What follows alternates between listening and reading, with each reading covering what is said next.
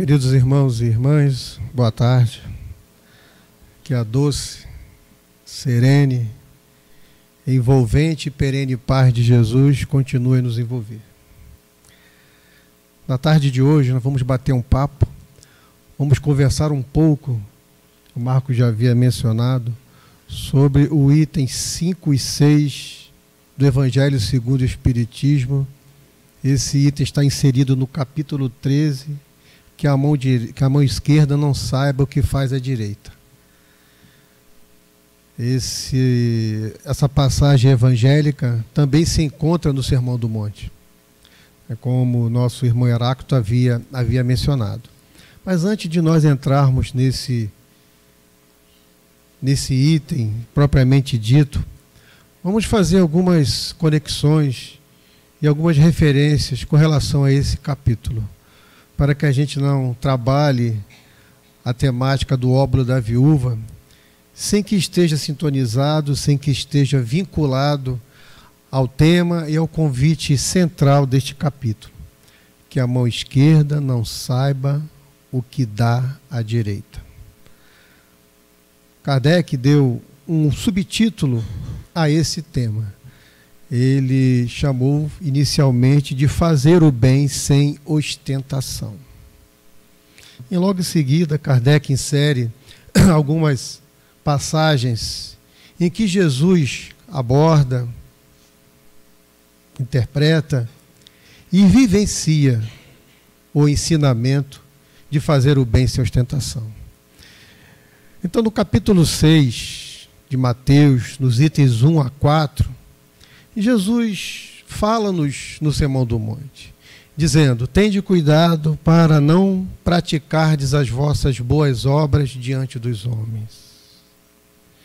Um pouquinho mais embaixo ele diz: quando a mão esquerda der a esmola, que a mão direita não saiba o que ela faz. E Kardec faz algumas interpretações a respeito do que seria, a mão esquerda não saber, ou a direita não saber o que faz a esquerda.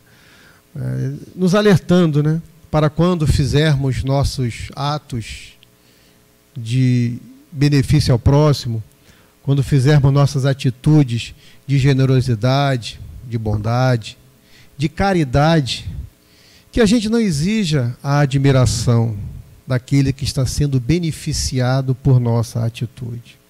Então, fazer o bem sem ostentação, que a mão esquerda não saiba o que faz a direita, é justamente que a mão esquerda ignore, ou seja, que o público, que a plateia, que o barulho, que o ruído da admiração das pessoas não faça parte dessa nossa atitude de beneficência.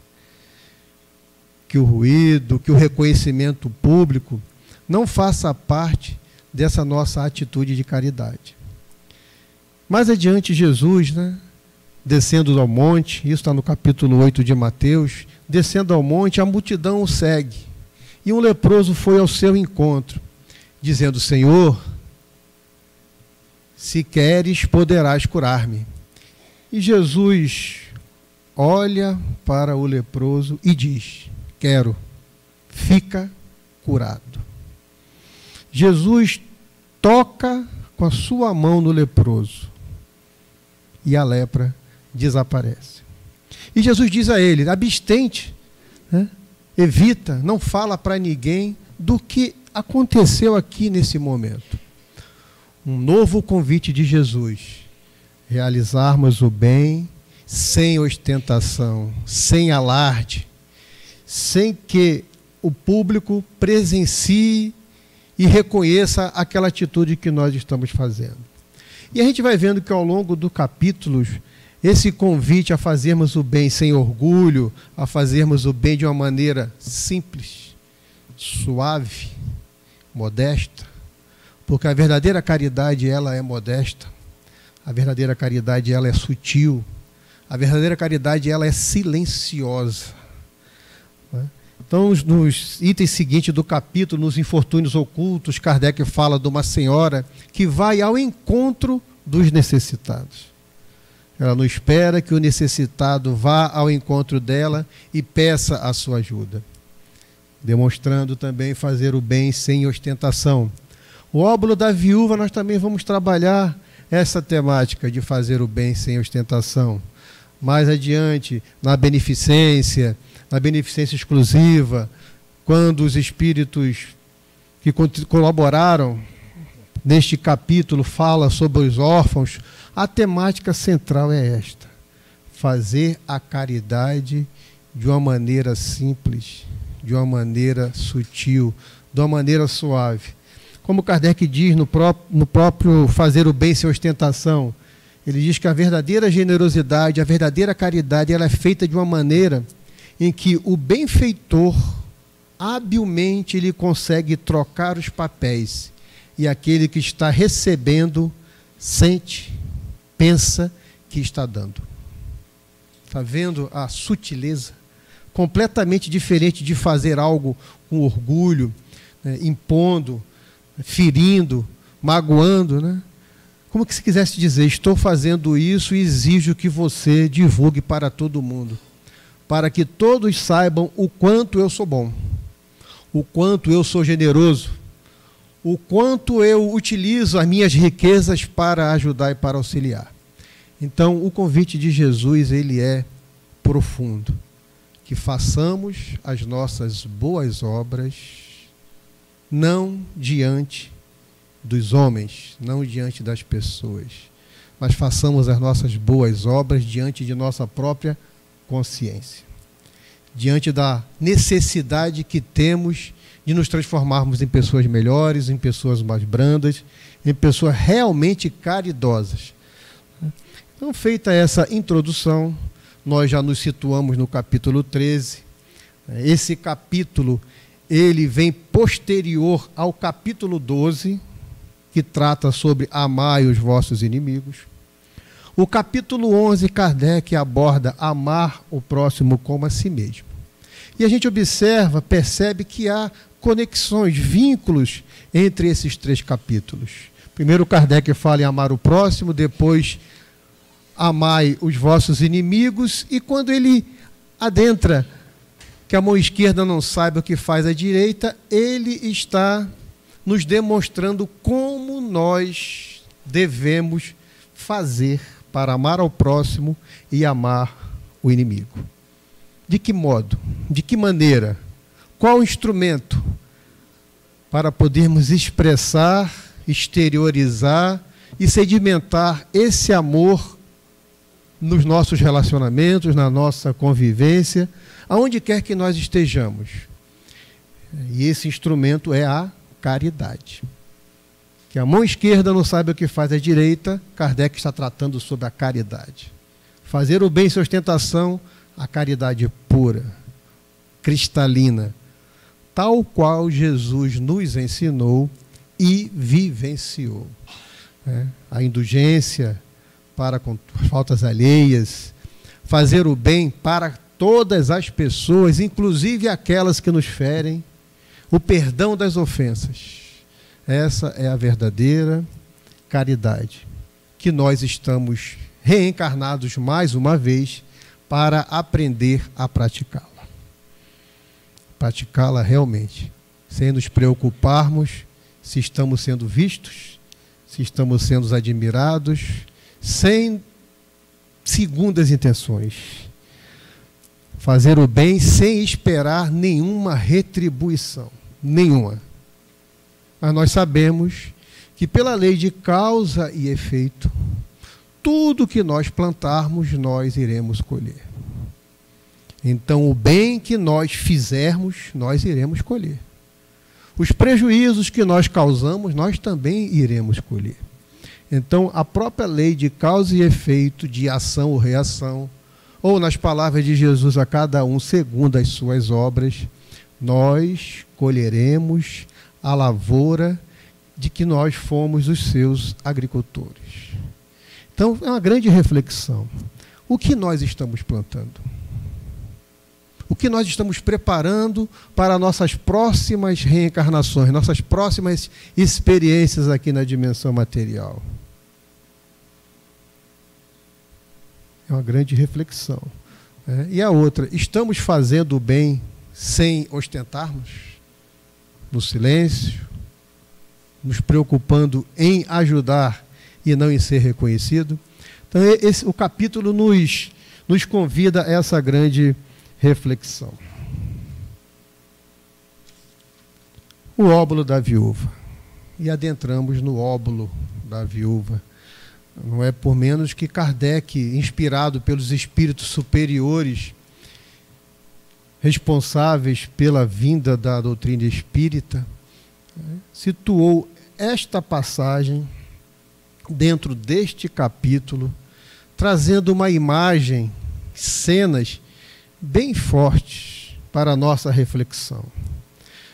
Jesus, ele sempre aproveitava a oportunidade de ensinar e utilizava os momentos corriqueiros, a rotina do dia a dia, quer seja na pesca, quer seja na agricultura, ou no movimento do templo, ou nas ruas, ou que se passava nas sinagogas, ou relacionamento entre Pedro e sua sogra, o relacionamento entre Lázaro e as suas irmãs. Ele sempre aproveita e retira do mínimo, produzindo sempre o máximo. Essa é a expressão que Emmanuel utiliza em uma de suas palavras. Ele retira do mínimo o máximo de ensinamento para todos nós. Então, Mateus, ou melhor, Marcos e Lucas registram esta passagem em que Jesus estava no templo, ele estava sentado, de frente ao gasofilácio. Haroldo Dutra Dias, no seu livro, a tradução do Novo Testamento, ele nos diz que gasofilácio era uma sala de ouro, do tesouro, era uma caixa do tesouro. Outros dizem tesouro, outras traduções falam sobre arca do tesouro. Mas Haroldo Dutra Dias diz que o gasofilácio era uma caixa onde eram depositadas as ofertas das pessoas que se encaminhavam para o templo. Era onde eram feitas as doações ao templo. E esse gasofilácio, ele se localizava no átrio das mulheres, no pátio das mulheres. O templo ele era dividido em 4 grandes partes. O átrio, ou uma sala grande, era o átrio dos gentios, que contornava todo o centro. Os gentios eram os estrangeiros tinham um local específico para poder adorar a Deus. Ele não podia ultrapassar os limites daquela área, e a lei era tão severa, se ele ultrapassasse, a pena era a morte. Então os estrangeiros tinham um local específico, tinham um nível de acesso, digamos assim, a Deus. Após o átrio dos gentios, havia o átrio das mulheres, que era esse grande pórtico, essa grande sala, onde as mulheres tinham acesso. Nesse local, as mulheres elas presenciavam, elas assistiam às cerimônias litúrgicas. As mulheres não podiam participar dos estudos da lei, da Torá. O único local em que era permitido o seu acesso era nesse átrio, era nesse pórtico, era nessa grande sala. Esse átrio, essa grande sala, havia uma escada circular que dava acesso para um outro átrio, que era chamado átrio de Israel. Desse átrio de Israel tinha uma outra escada que dava acesso a um outro átrio, o átrio dos sacerdotes. E dentro desse átrio dos sacerdotes havia uma sala chamada Lugar Santo, onde os sacerdotes executavam as suas atividades sacerdotais, e havia uma outra sala separada, onde era o Lugar Santíssimo, onde acreditava-se que ali estava a presença divina, a presença de Deus. E neste Lugar Santíssimo, onde se encontrava a Arca da Aliança. Tudo isso para a gente poder imaginar, pensar. As mulheres estavam no átrio mais ínfimo, mais baixo, digamos, no térreo. O átrio das mulheres, a partir dele, dava acesso. Jesus estava sentado numa escada de frente a esses locais das ofertas, observando de que modo, de que maneira, de que forma as pessoas depositavam ali as suas doações, depositavam ali as suas ofertas, depositavam ali as suas doações. Haroldo Dutra nos diz também que nesse átrio, nessa grande sala, né, onde as mulheres faziam essas doações, existiam 13 gasofilácios. E esses locais de depósito eram em formato de trombeta. A parte de cima estreita e ia alargando para a parte de baixo, onde dava-se numa caixa.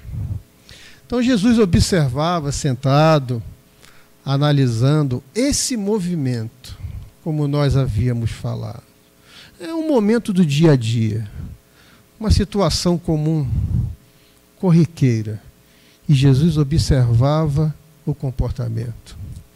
Jesus observava as condutas. E podemos dizer muito mais do que isso. Jesus observava os sentimentos. Jesus percebia as emoções. Ele mergulhava nas intenções daqueles que faziam ali a sua doação, a sua oferta. Então Jesus viu que, né, muitos chegavam ali, os ricos, e depositavam grandes somas de moedas. Jogavam as moedas nesta trombeta, essa trombeta fazia um barulho muito grande, não é? Imagina, várias moedas, né, tilintando, chocando, se atritando uma com as outras, e era um grande ruído. Então, aqueles que estavam ali assistindo estavam, né, percebendo, né, estavam admirados como aquelas pessoas ricas depositavam tanto, doavam tanto, davam tanto. E eles, sem dúvidas, sentiam uma imensa ostentação. Sentiam-se realmente valorizados pela atitude que fizeram. Então, muitos ricos doavam. O barulho devia ser grande. Mas Jesus observou que uma pobre viúva chegou ali e depositou duas moedas. As moedas de menor valor. O Evangelho segundo o Espiritismo diz, né, 1 centavo cada uma. Mas se a gente for pesquisar, vai ver na bibliografia de diversos livros que era a menor moeda da moeda judaica. Uma quantia muito, muito pequena. E Jesus observa, chama os discípulos e diz: essa pobre viúva deu muito mais do que todos os outros deram. E os discípulos ficam alarmados, ficam perplexos. Como? Ela só deu 2 moedas? Os outros deram 100, 200, 500, muito mais moedas do que ela. E Jesus espera um pouquinho e fala: aqueles ricos, eles deram daquilo que lhes sobrava. Agora, ela deu daquilo que lhe era necessário para o seu sustento. Ela deu tudo o que ela tinha. E nós vamos refletir sobre isso. Ela deu tudo o que ela tinha. Ela deu apenas 2 moedas de cobre? Não. Ela deu a sua fé, ela deu a sua esperança, ela deu a sua confiança em Deus, ela deu a seu cumprimento diante da lei naqueles dias. Fazer aquelas doações no templo era uma determinação da lei. Aquelas doações eram necessárias para a manutenção do templo. Ela deu muito mais do que 2 moedas. E vamos refletir. As mulheres, dentro da sociedade, da cultura judaica, elas eram bastante discriminadas. E essa, por ser uma viúva, ela era duplamente discriminada.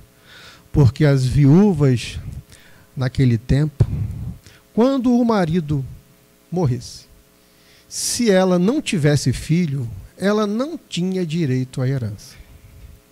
Para que ela, tendo direito à herança, poderia provocar algum problema com relação à estrutura das tribos, das 13 tribos que tinham sido distribuídas. Então, se ela não tivesse filho, ela não tinha direito à herança. Se ela tivesse filho, voltando, se ela não tivesse filho, um dos cunhados dela poderia aceitá-la como uma outra esposa. Se ela tivesse filho, o filho iria herdar todo o patrimônio do pai. Nós levamos a crer, e outros autores também, dizem que ela provavelmente não tinha filhos. Porque se tivesse filho, o texto não teria mencionado uma pobre viúva. Então, era uma pessoa que realmente vivia em situações difíceis. Ela não tinha filho para sustentá-la e ela vivia de muito pouco e das doações de muitos. Isso é muito interessante a gente frisar o contexto em que essa mulher se encontrava, o que ela passava, o que ela vivenciava, e a motivação que ela teve para poder dar o seu óbolo. Óbolo significa esmola, óbolo significa uma ajuda, óbolo significa um pequeno serviço, uma pequena caridade. Então, apesar de todas as circunstâncias sociais, culturais, da família, ela agiu com desprendimento. Essa é uma grande reflexão que nós precisamos fazer. Ela agiu com despreendimento. Ela agiu com desapego e, como nós já havíamos falado, com confiança em Deus. Ela não fez como nós fazemos. Antes de ajudar alguém financeiramente, a gente faz um monte de cálculo. Se eu der isso aqui, papai não vai faltar ali, a gente planeja, a gente se organiza, a gente calcula, a gente faz diversas matemáticas. Não, dá para me ajudar, eu não vou me prejudicar com isso. Ela não fez matemática nenhuma. Então, o comportamento dela, precisamos estar atentos. Agora, e aos ricos? O rico deu uma grande quantia, uma grande sacola que fez balançar lá a caixa o gasofilácio. Qual teria sido a intenção de cada um que fez aquela sua doação? Isso é importante. Jesus, ele não reprovou a doação do rico. Ele não reprovou. Ele não reprovou o auxílio material que o dinheiro faz. Ele não reprovou a ajuda que os recursos materiais, que os recursos financeiros fazem. E a gente sabe que é necessário. As instituições precisam da colaboração daqueles que frequentam, daqueles que participam. Diversos orfanatos, diversas instituições, diversos hospitais caritativos, diversos locais que se voltam para o bem, necessitam. O dinheiro, ele é necessário. Jesus, ele não estava cogitando sobre isso. Ele estava dizendo que ela deu mais porque ela deu sentimento, deu amor. Os ricos, na hora que depositaram aquele dinheiro, eles estavam pensando, tomara que essa valor, essa quantia seja útil para alguém, que auxilie alguém. Estou dando isso com um sentimento de fraternidade, de solidariedade, de bondade, de caridade. Será que esses sentimentos motivaram aquelas pessoas a fazerem a sua oferta? É isso que nós precisamos refletir. Por quê? O Livro dos Espíritos, na questão 646, a resposta das questões que é 646, ele nos fala que o bem meritório é aquele praticado com dificuldade.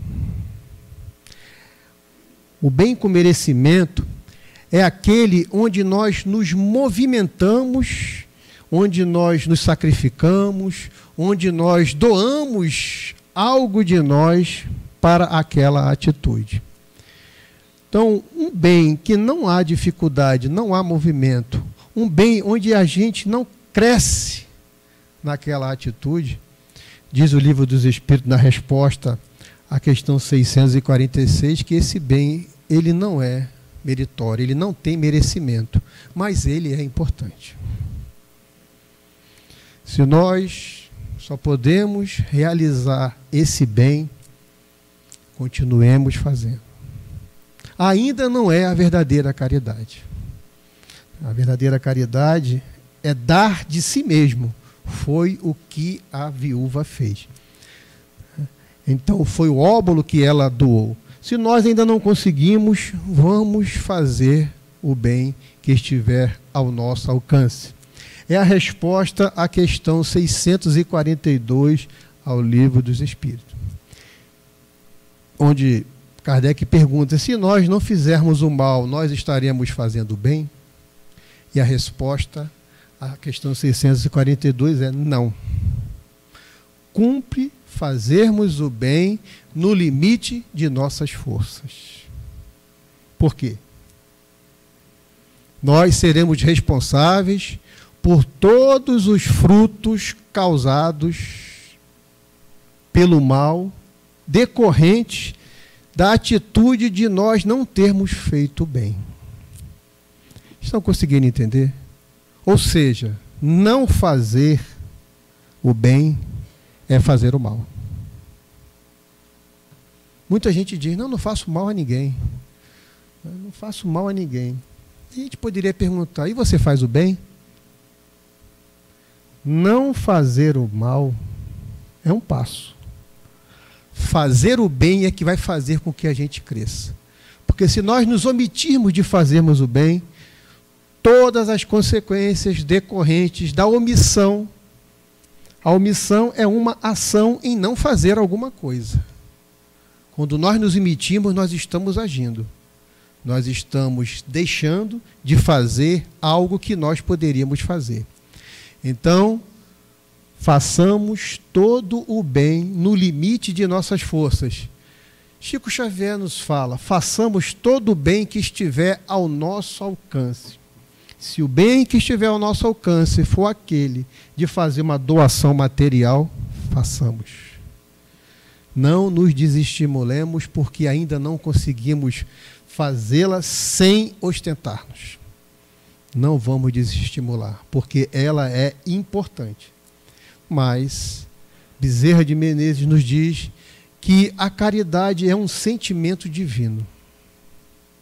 E é através da beneficência que materializamos esse sentimento. Ou seja, a caridade é um sentimento de amor. Através do ato de fazermos o bem, nós estamos materializando esse sentimento. Então outros poderiam me falar: não, mas eu não tenho dinheiro suficiente para ajudar ao necessitado. A falta de recursos financeiros é um impedimento para nós ajudarmos o próximo? É uma indagação, é uma pergunta. Eu não tenho recurso. É um impedimento? E outros dizem: eu tenho alguma coisa, mas ainda não consigo ajudar. Eu espero aparecer mais recursos para que eu realmente possa ajudar. Eu vou começar pela minha família, os parentes que estão em situações mais difíceis. Quando eu realmente tiver dinheiro, eu farei isso. Será? Será que quando ele tiver mais recursos, ele fará alguma coisa por alguém? Será que essas riquezas não vai estimular o orgulho, a vaidade, a cobiça, a ganância? E ele vai desfrutar de tudo aquilo que ele pensava. Será que ele pensava realmente em receber aqueles recursos para ajudar alguém? Quando alguém quer ajudar alguém, ajuda com poucos recursos, sem recursos ou com muito recurso. É o que Kardec nos fala no item 6. Quando nós temos o desejo, a vontade de ajudar ao próximo, 1000 maneiras irão surgir ao nosso encontro para que a gente possa realizar os nossos propósitos de generosidade. Então a falta de dinheiro, ela não é impedimento. Ela pode ser um argumento pode ser uma desculpa, mas ela não é impedimento. Porque Kardec nos fala, nesse mesmo item, que todos nós temos condições de fazer o bem. Todos nós temos os recursos necessários para servir ao próximo. Todos temos instrumentos necessários, todos temos meios necessários de auxiliar ao outro. Então vamos analisar um pouco esse óbolo, né? O óbolo, essa imagem do óbolo, vem ao nosso encontro praticamente todos os dias. O óbolo da viúva, as pequenas atitudes, né? As pequenas ações. Joana de Ângeli comenta e fala sobre pequenas e valiosas moedas que nós podemos depositar no gasofilácio das vidas. Pequenas e valiosas moedas que nós podemos depositar no gasofilácio daqueles com quem nós convivemos, daqueles com quem nós iremos conviver, daqueles que vêm ao nosso encontro. Como? Quais são os recursos que a gente pode utilizar? São pequenos recursos. Ela diz primeiro a oração intercessória, a oração pedindo por alguém. Para nós emitirmos uma oração, não há necessidade de dinheiro. Há necessidade de humildade. Há necessidade de modéstia. Há necessidade de pureza de coração, ou a busca pela pureza de coração. Jesus nos demonstrou que no templo havia vários acessos, vários níveis de acessos a Deus. As mulheres só tinham uma salinha, os estrangeiros tinham uma área, os sacerdotes sua área. E Jesus veio nos mostrar que para nós entrarmos em contato com Deus, com a divindade, não precisamos de intermediários. O nosso contato com Deus é imediato. A oração é um processo de comunicação que nos coloca imediatamente, automaticamente em contato com Deus. Quando nós oramos, quando nós pensamos em Deus, nós entramos em oração.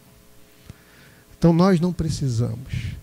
Jesus nos ensina que nós somos os sacerdotes de nossos próprios templos. Veja bem, nós somos os sacerdotes dos nossos próprios templos. Nós entramos em contato com Deus dentro do templo de nós mesmos. Não tem átrio, não tem separação, não tem divisão. Nós, através da oração, nós podemos acessar a Deus quando e quando nós quisermos. Não só para pedir, é claro, nós pedimos muito, mas também para agradecer, para louvar, para reverenciar, reconhecer a bondade, a justiça, a misericórdia de um Pai, que nos proporciona incontáveis oportunidades de aprendermos a amar. Exemplo delas é uma na tarde de hoje, onde nós enfrentamos várias resistências e todos nós nos encaminhamos para cá para podermos aprender a entrar em contato com Deus. E Jesus nos mostra que podemos fazer isso a qualquer momento. Basta que nós queiramos acessar o Wi-Fi de Deus. A senha é a humildade. A senha é a disposição em fazer o bem dentro dos nossos limites. O bem que nós já podemos fazer.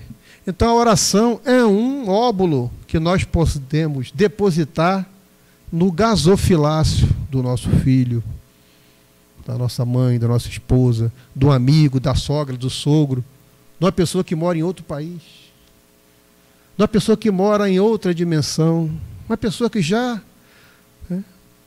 vivenciou a sua experiência aqui, nós podemos direcionar. Uma pessoa que está adoentada. Então a oração é um óbolo É uma pequena atitude de nós pararmos, entrarmos em contato com Deus. Não há necessidade de recursos materiais.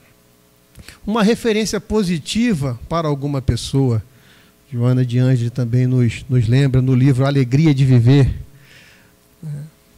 O título da mensagem é Teu Óbolo. Mesmo que a pessoa tenha caído em falhas, em deslizes, isso é natural, nós de vez em quando caímos, sempre façamos uma referência positiva àquela pessoa. Ou seja, agirmos com indulgência. A indulgência localiza sempre no outro seus pontos positivos. À medida que o orgulho, a vaidade, o egoísmo localiza no outro sempre os seus pontos negativos. A gente vê só o lado sombrio do outro, sem perceber que nós estamos vendo no outro o que se passa e o que existe em nós. É o fenômeno da projeção. E Joana de Ângeles também nos diz, né, que nós praticamos uma ação sem o conhecimento do beneficiado. É difícil, né? A gente ainda quer aparecer. Nós queremos ainda aplausos, reconhecimento. Veja bem, fazermos algo em favor do outro que vai ajudá-lo, que vai auxiliá-lo, sem que ele saiba quem fez. É a caridade sutil, anônima. Essa é a verdadeira caridade. Ela nos diz que nós agindo assim, nós estaremos em cumprimento com a lei de amor. A mulher, a viúva, pobre, ela agia em cumprimento à lei do momento em que ela vivia. A caridade, nós cumprimos a lei de amor. E a lei de amor vigora, é vigente em toda parte, em qualquer local do universo. Mas vamos ver outros óbolos, pequenas moedas que nós podemos depositar no outro, no nosso relacionamento. Vamos começar pelas coisas mais simples. Para nós realizarmos grandes coisas, é necessário começarmos nos primeiros degraus. O óbolo, quando amanhece o dia, e a gente olha para a esposa ou para o filho, e a gente diz, bom dia. Eu te amo. Que você tenha um ótimo dia no seu trabalho. Que Deus te abençoe. Que bons pensamentos e boas emoções possam povoar as suas atitudes profissionais. Que você não haja com orgulho, que você não haja com prepotência, com arrogância. Porque a posição profissional que nós ocupamos, ela é transitória. Hoje, profissionalmente, ocupamos uma posição. Amanhã nós nos aposentamos, envelhecemos e ninguém nem sabe quem nós somos. Desencarnamos, reencarnamos e adentramos em outra atividade profissional. A atividade profissional não é importante, igual a doação da moeda. O importante é o que nós fizemos enquanto atuamos naquele meio profissional. Quais foram os sentimentos de bondade, quais foram as palavras de esperança, quais foram os gestos e atitudes de fraternidade, de compreensão, de tolerância que nós irradiamos. O que foi que nós colocamos no gasofilácio daqueles que conviveram conosco? É para nós refletirmos. É um bom dia. É um olhar quando um filho está transitando por um caminho que a gente sabe que não é o caminho legal, nem o caminho correto. A gente orienta, a gente fala, e ele persiste em caminhar. É um olhar não de reprovação, mas de um olhar que diz para ele, eu estou aqui. Eu estou aqui e juntos nós vamos vencer essas dificuldades. Não é um olhar de reprovação, de condenação, não é um olhar de superioridade. É quando sair de manhã e encontrar um vizinho no elevador, ou na porta, ou na rua, aquele com quem a gente não se relaciona bem. E a gente dá um sorriso para ele.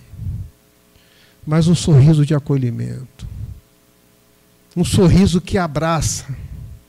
Porque se houver algum fluxo de animosidade, se tiver alguma mágoa surgindo naquele relacionamento, tenhamos certeza.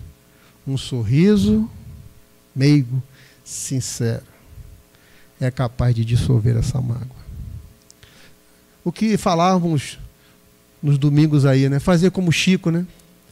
Quando a pessoa nos magoar, vamos procurar pesquisar o que ela precisa. E Chico encontrou que ela precisava de uma máquina de costura. Não sei se vocês lembram, se vocês estavam aqui. Então vamos comprar máquina de costura para dar para aquela pessoa. Ou seja, vamos identificar o que aquela pessoa precisa e vamos atender. É o que o livro O Monge Executivo fala a respeito de servir. O que é servir? O que é o servidor? O autor, que eu não lembro o nome do monge executivo, ele diz que servir é identificar, vamos prestar atenção, identificar e atender às reais necessidades do outro. Jesus é um servidor divino, maravilhoso. Ele identificava e atendia às reais, às necessárias, às imprescindíveis necessidades do outro. É isso que a gente precisa perceber. Se nós não estamos nos dando bem com o outro, vamos procurar nele o que nós podemos ajudá-lo. E vamos olhar para nós o que a gente pode dar de óbolo no gasofilácio do coração dele para a gente poder dissolver essa mágoa. Vocês lembram quando o Chico deu a máquina e aquela mágoa que ele sentia, né? Quando a mulher deu um abraço de reconhecimento e esse amor envolveu ele da cabeça aos pés e aquela mágoa se desmanchou, se dissolveu? Precisamos fazer isso com nossos pequenos óbolos, tendo o comportamento de pobres viúvas, dando de nós. E falando em dar de nós, lembrei-me agora que num determinado dia, Pedro e João se encaminhavam para o templo de Jerusalém. Eles se encaminhavam e estavam aproximadamente na hora 9, a hora deles realizarem as suas orações, como está previsto nos costumes da época. Hora 9 é mais ou menos por volta de 15 horas. O templo possuía diversas portas. E em cada porta colocavam-se os coxos, os aleijados, os paralíticos, para que eles ali pedissem esmola para as pessoas que estavam adentrando ao templo. Pedro e João estavam se dirigindo para o templo, estavam próximo à porta formosa. E lá, na entrada da porta, se encontrava um paralítico de nascença. O paralítico olhou para Pedro, mas não olhou muito nos olhos de Pedro. Olhou muito discretamente e pediu uma esmola. Dê-me a esmola. E Pedro fixou o seu olhar no pedinte, no mendigo. E Pedro disse a ele: olha para nós. E o mendigo olhou para Pedro e João. E Pedro falou: não tenho prata nem ouro, mas o que tenho, isto te dou, em nome de Jesus Cristo Nazareno. Levanta-te e anda. Quando Pedro falou para o pedinte: olha para nós, o pedinte, ele estava aguardando o quê? Uma esmola, algumas moedas, migalhas que sobravam daqueles que entravam no templo. Olha o paradoxo. As pessoas entravam no templo para entrar em contato com Deus. Mas muitos humilhavam aqueles que estavam na porta e nada davam. Refletindo com relação àqueles que dão muito dinheiro na presença dos outros. mas quando sozinhos não são capazes de dar uma única moeda. Porque o que motiva não é fazer o bem ao outro, o que motiva é aparecer diante dos outros. Então Pedro falou, não tenho prata. Pedro estava se referindo ao denário. O denário era confeccionado em prata, um metal precioso. Em outras palavras, Pedro estava dizendo, eu não tenho dinheiro, meu amigo, mas eu tenho outras coisas. E essas outras coisas eu posso te dar. Em nome de Jesus, levanta e anda. Tem muitas reflexões para a gente fazer a respeito desta passagem que se encontra nos Atos dos Apóstolos, no capítulo 3, versículo 6. Ouro, prata. Pedro, à semelhança da pobre viúva, deu muito mais. Pedro deu de si. Deu dos recursos e das qualidades e das virtudes e das potencialidades divinas que ele conquistou e foi desenvolvendo ao longo de sua vida de espírito imortal. Pedro nos faz um grande convite. Quando nós não tivermos nem ouro nem prata, vamos dar de nós. Não esqueçamos esse convite de Pedro, essa palavra amorosa de Pedro. Eu não tenho ouro nem prata. E às vezes tem. Mas o que eu tenho, eu te dou. E vamos retornar. Se no Ato das Mulheres tinha 13 gasofiláceos, quantos gasofiláceos nós temos em nossas casas? Quantos gasofiláceos nós temos no nosso trabalho, na faculdade, na escola, na vizinhança? Quantos precisam de nossas doações? De bondade, de compreensão, de tolerância, de entendimento, de paciência, de paz. Então, que a gente possa realmente, né, refletir sobre essa temática, que ela é muito profunda. Lógico, com meus limites e impedimentos, eu não consigo alcançar a profundidade desse ensinamento.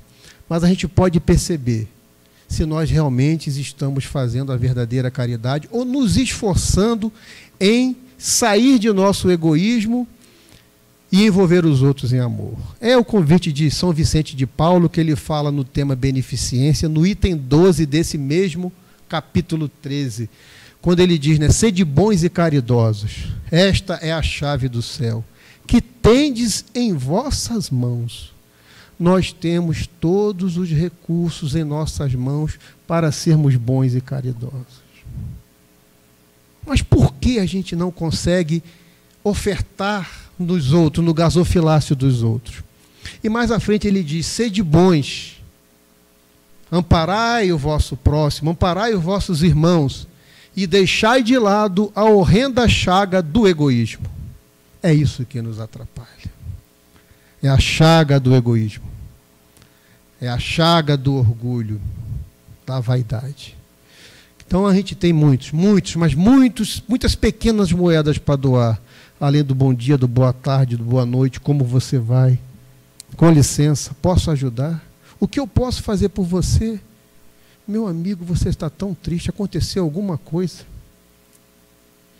Para a gente encerrar, Haroldo Dutra Dias diz em uma de suas palestras que há centros espíritas que ele realiza o trabalho tipo um CVV. Por telefone, atendem diversas pessoas. Haroldo nos informa que, no determinado dia, uma pessoa ligou para o centro. E um trabalhador desta atividade atendeu. E a pessoa falou para ele, eu vou me matar. E ele disse, não faça isso, vamos conversar. E ele passou mais de 3 horas conversando com essa pessoa. E a pessoa desistiu de matar-se. Desistiu de tirar de si a oportunidade de crescimento. Então, como Kardec nos fala, nós temos diversos óbulos. O nosso tempo, dá um pedaço do nosso repouso, dá o nosso ouvido, escutar, dá o nosso silêncio diante das ofensas e das dificuldades. Mas é um silêncio mudo de palavras, mas é um silêncio ativo, dinâmico, de sentimentos. De sentimento de paz, de oração, de compreensão, de entendimento. Então, quando nós estivermos realmente com o desejo de ajudar, 1000 maneiras irão surgir diante de nós. Que a gente não perca essas oportunidades de realizar a verdadeira caridade, sem tirar de nós mesmos a oportunidade de realizá-las em nossas vidas. Lembremos, somos os sacerdotes de nossos templos. Os gasofiláceos estão em nossas casas. Está na casa espírita. O gasofilácio está aonde quer que nós estejamos. Podemos nos comportar feitos ricos ou nos comportar tal qual a pobre viúva. A decisão, a escolha é nossa. Que Jesus nos abençoe e nos ampare para que façamos a melhor escolha.